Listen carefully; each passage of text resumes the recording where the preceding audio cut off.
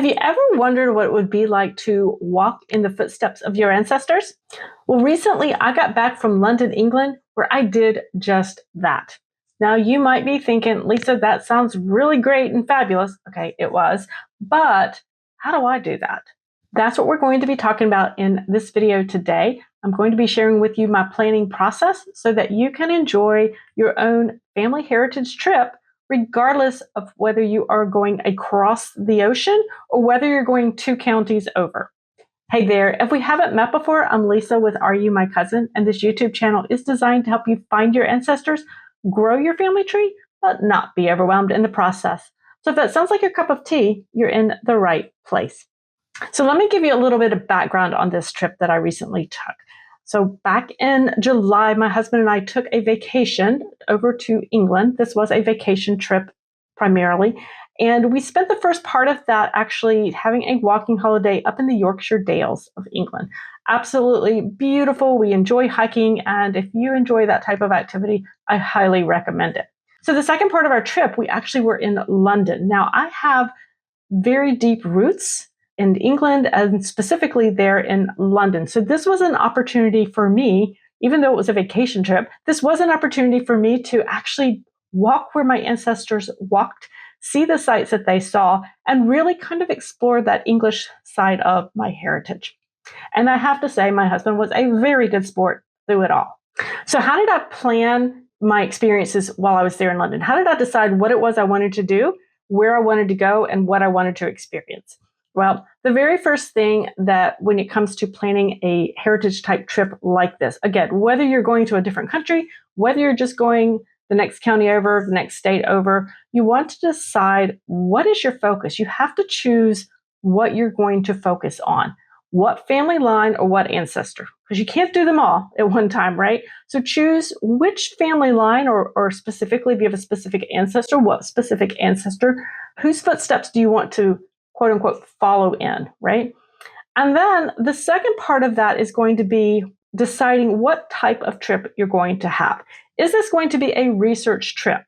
In other words, you need to take this trip. You want to see and experience the heritage a little bit, but you really are primarily needing to do actual on the ground research. So that means you're going to need to focus on repositories, what's available, where it is, and allow yourself plenty of research time to use their records, right? Or are you going to choose that your heritage trip is going to be focused on a more cultural experience? In my case, I was focusing on a cultural heritage experience because I had done the research into this family line. I was specifically looking at my Talbot family line. I knew who my ancestor was there in London, and I was specifically interested in exploring Barnaby Talbot. He was a coffee man on Ivy Lane there in London. And so that was my ancestral focus. And I had decided this would be a cultural focus. I did not need to go after more records. I had already done that. Just remember that the important thing is deciding that up front before you ever leave home, because it's really hard to make those decisions on the fly when you're in the middle of a trip. Now, the second part of the process was really starting my research at home. So I would encourage you to do any research that you can do from home before you ever leave for the trip. So in other words, the more you know before you go, the better off you're going to be. So if you are doing a purely research trip in the country where your ancestor lived, then do as much of that research online as is available that you can do from home, because you don't want to waste valuable archive research time doing something that you could have done at home. You want to focus those activities, those research activities, only on the records that you can get there. For the cultural side of things, well, maybe you need to do a little bit of research into where did your ancestor actually live? In my case, I did have an address. I had a street name of where my ancestor was there in London. He was on Ivy Lane. So now I want to show you a little clip that I actually recorded here in my home office before we ever left for that trip about what it was I was looking forward to and how I used historic maps to find where it was I needed to go and what I was hoping to experience. So take a peek at that, and then I'll join you again in just a moment.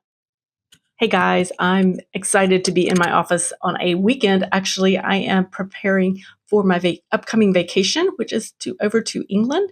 I will be visiting a number of places. This is actually it's a personal vacation, so with my husband. But of course, being who I am actually going to throw in some family history because my lineage is very much rooted in the London area, the countryside, as well as other parts of the UK. So, what am I most excited about? I am thrilled to be able to finally walk in the footsteps of my sixth great grandfather, who was a coffee man in London. He was a coffee man on Ivy Lane. Well, now I have been able to find Ivy Lane on historic maps. It doesn't exist anymore, and that's okay. That happens, obviously. He was a coffee man on Ivy Lane back in the late 1690s into the early 1700s. So, as you can imagine, the area has changed, but it was literally out the back door of St. Paul's Cathedral.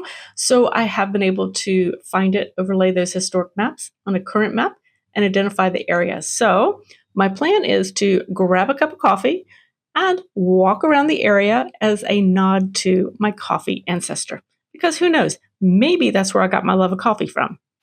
You can see this is one of the historic maps that I used. This is a really cool map that I was able to find overlay on top of some of the modern maps. And you can take a really close-up look there and you can see there's Ivy Lane right there out the back door, basically, of St. Paul's Cathedral. That's where I'm headed. So that gives you a little bit of insight into kind of some of my thinking processes before we left for our trip. Now, the other thing that I want to help you be intentional about is to realize that if you don't have an exact address or an exact location for your ancestor, that's perfectly okay. I want you, as part of your planning process, to think beyond exact locations. Because face it, for a lot of us, the street may no longer exist. A neighborhood may no longer be in existence. But that doesn't mean that you cannot experience your ancestors' heritage. You can still experience a town, a village, a city, an area of the city where they lived. You can still experience that culture that is going on around you in the streets.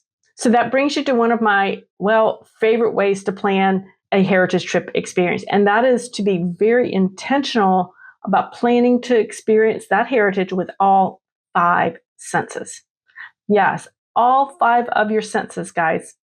It's not about being on a sightseeing trip to see the sights. That's absolutely part of it because, seeing is one of our 5 senses. So it is a part of it. We do want to see where they lived, if possible. If it's not possible, as it wasn't in my case, I couldn't see where the coffee shop was 300 years ago, but I could stand in that part of London and I could stand where Ivy Lane used to be, and I could see this view of St. Paul's Cathedral that my ancestor had. So I could get that same view. So I engaged my sense of sight for that, right? I engaged my sense of taste when it came to English heritage. Yes, I had a cup of coffee there as a nod to my ancestor, but that wasn't the same coffee, obviously, they would have had back in 300 years ago. But I also spent a lot of my time there in London tasting some of the local food and the local cuisines that they might have tasted. So that was absolutely one of my favorite ways to experience my English heritage there as well. Now, we can also experience using our 5 senses by what are we hearing? What sounds are we hearing? Is there traditional music that you could perhaps listen to? That might be a way of experiencing the heritage through auditory sense. What about smells? It's possible to experience your heritage through the sense of smell. So what if your ancestors were on the coast? And so you smell the ocean and you smell the different smells and of all the fishermen in the wharves and that type of thing. Doesn't mean that they're always going to be pleasant smells, granted, but you can get that sense of heritage as well in that. And then for sense of touch, I like to think really the weather is what kind of comes into play here. What does the weather feel like? What is it the dampness of England? Is it the humidity or the dryness in a particular area where your ancestor lived? What does that weather feel like, and how can you experience that? Because that's what they would have been experiencing as well. So be intentional about your activities that you plan. Make sure you are including sensory experiences as part of your heritage travel trip. Now, the last thing that I want you to plan for, the last part of this planning process, is to plan how you're going to document everything. Now, before I ever left my office for my trip, I had a plan for how I wanted to document this trip. Now, it's not some grand plan. It's really quite simple, but I had to be intentional about it. So obviously I was going to document my trip both the vacation-y parts of it as well as the family heritage parts of it with photographs and videos. So I took a lot of photographs and a lot of videos. But I also had a plan that at the end of each day, I would go in and I would label all of my videos and photographs. So I would label things, I would maybe organize them into folders so that I had everything grouped that I would be able to go back to when I got home and know exactly where to find photographs and not have to be overwhelmed with hundreds of photographs that I would then have to organize and label and all of that, because honest, it wouldn't get done if I waited till the very end. The other thing that I made plans to do was at the end of each day to basically keep a little journal. You could do this in a notes app on your phone about what it was you did that day. I just wrote down little notes. They don't even have to be sentences. What it was I did. What did I experience? What did I enjoy? What did I not like? What were just my random thoughts?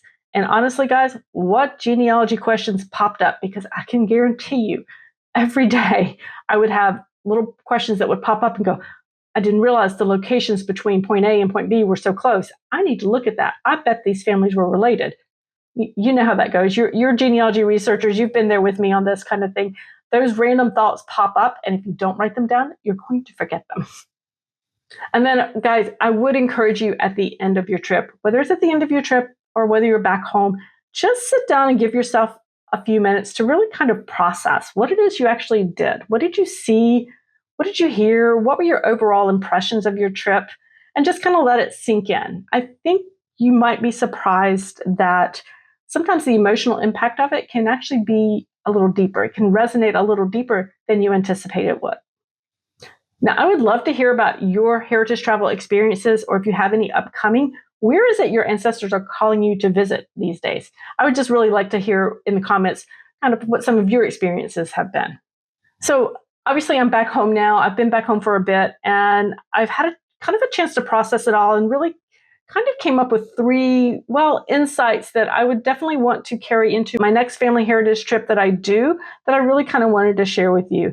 And I think one of the very first things that kind of came up for me that really bubbled to the surface was really that whole sensory experience and using my five senses to experience that family heritage. I knew that in the back of my mind, but to actually put it into practice was a lot more meaningful than I anticipated. And guys, it does require intentional planning to do. So do not let that piece slip away from you. You know, standing and looking at St. Paul's Cathedral, having that view that my ancestor would have had, it really took my experience of knowing my ancestor very well in the records, the black and white records, to really actually putting him in Technicolor, to be able to stand there and see St. Paul's.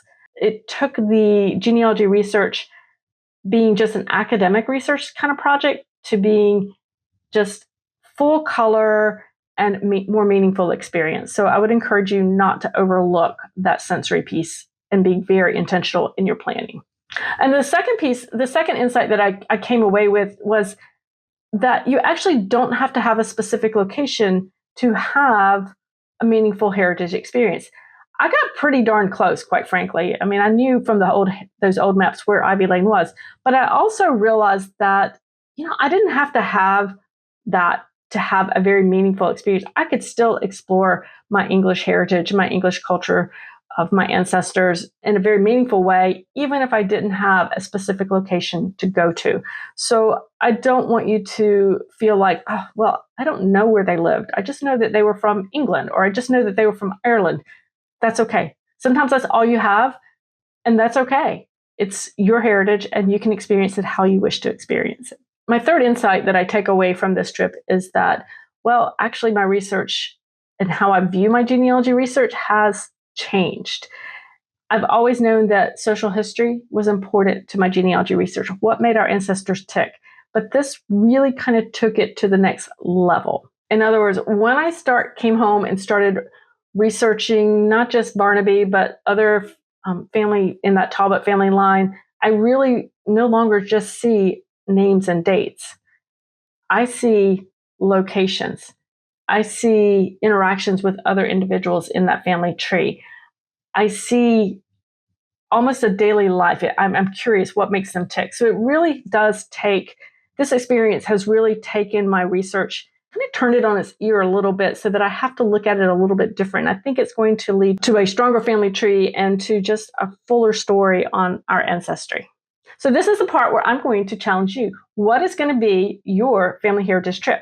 Again, it can be to another country. It could be to another state. It could be to another county. Or maybe, guys, it really even could be a local county. Maybe you need to take a moment and look locally if your ancestors were living where you currently live and see how can you experience that heritage and how can you get that different viewpoint on your ancestors. And remember the steps. Choose your focus. Okay, what type of trip are you going to do? What family line? Do your research at home before you go. Think beyond exact locations. Remember, very intentionally plan to use all 5 of your senses in the process and document everything. Have a plan on how you want to document. Now, if you would like to learn even more about your heritage, be sure and watch the video on your screen now, Food Memories and Family History, how what your ancestors ate impacts your genealogy research.